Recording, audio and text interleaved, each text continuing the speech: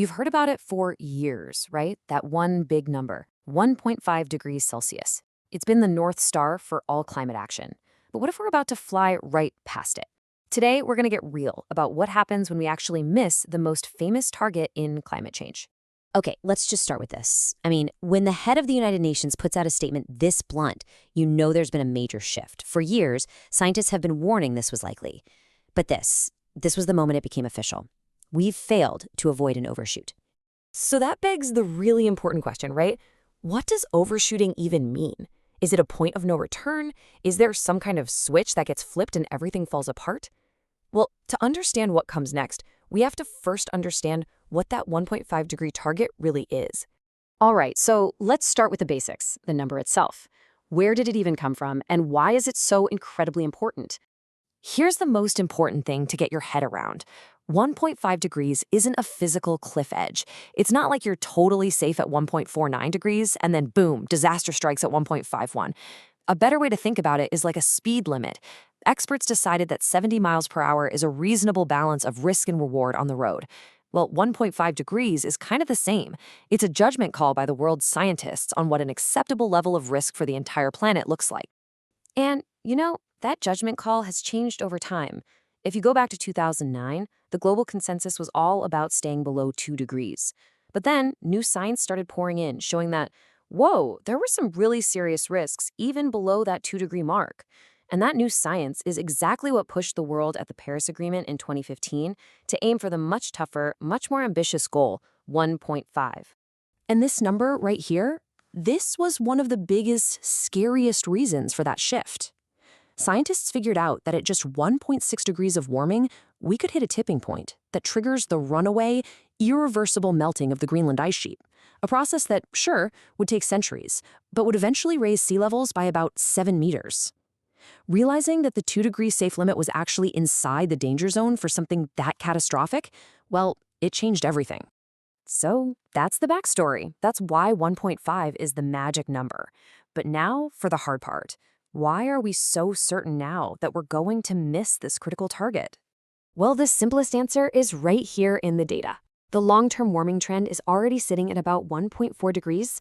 We are a hair's breadth away. In fact, this year, 2024, is on track to be the very first individual year where the global average temperature actually tips over 1.5.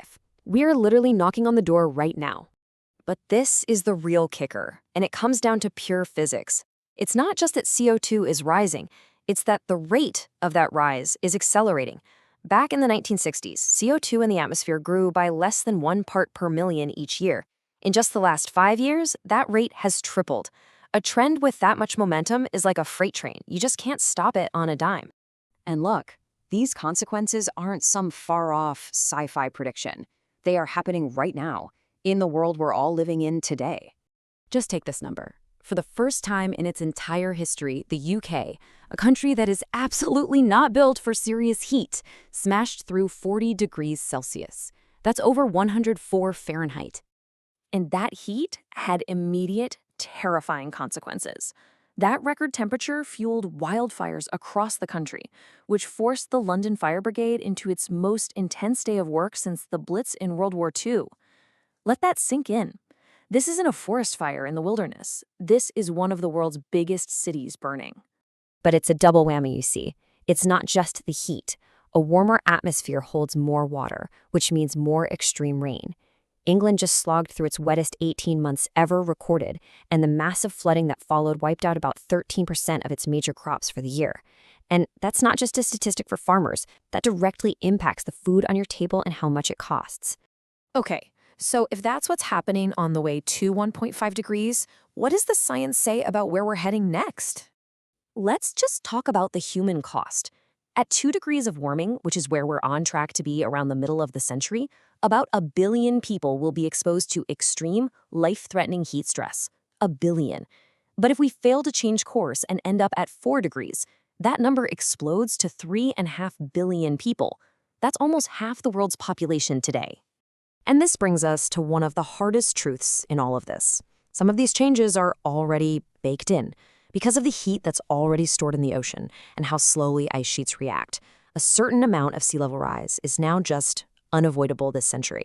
We can still prevent the absolute worst-case scenarios for sure, but we can't stop the seas from rising further. We're now in the business of adaptation. So yeah, this all sounds incredibly grim, I know. But it's not the end of the story. It just leads us to the final crucial shift in our strategy.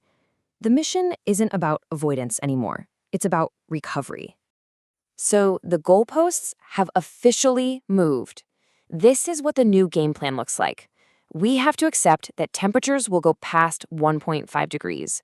So the new challenge is to limit how high that peak goes. And then, and this is the key part, figure out how to actively bring the temperature back down. It's a strategy we call overshoot and return.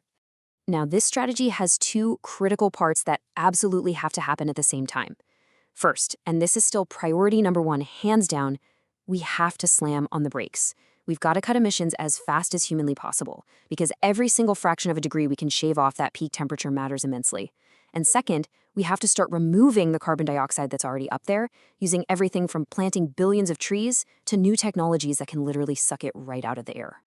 So let's be really clear here. Overshooting 1.5 degrees isn't game over, but it is a game changer. It means we're going to be living in a world that has been permanently altered. We're not getting the old climate back. So the question for all of us now isn't, can we avoid it? The question is, what are we prepared to do to limit the damage and build a safer future on the other side?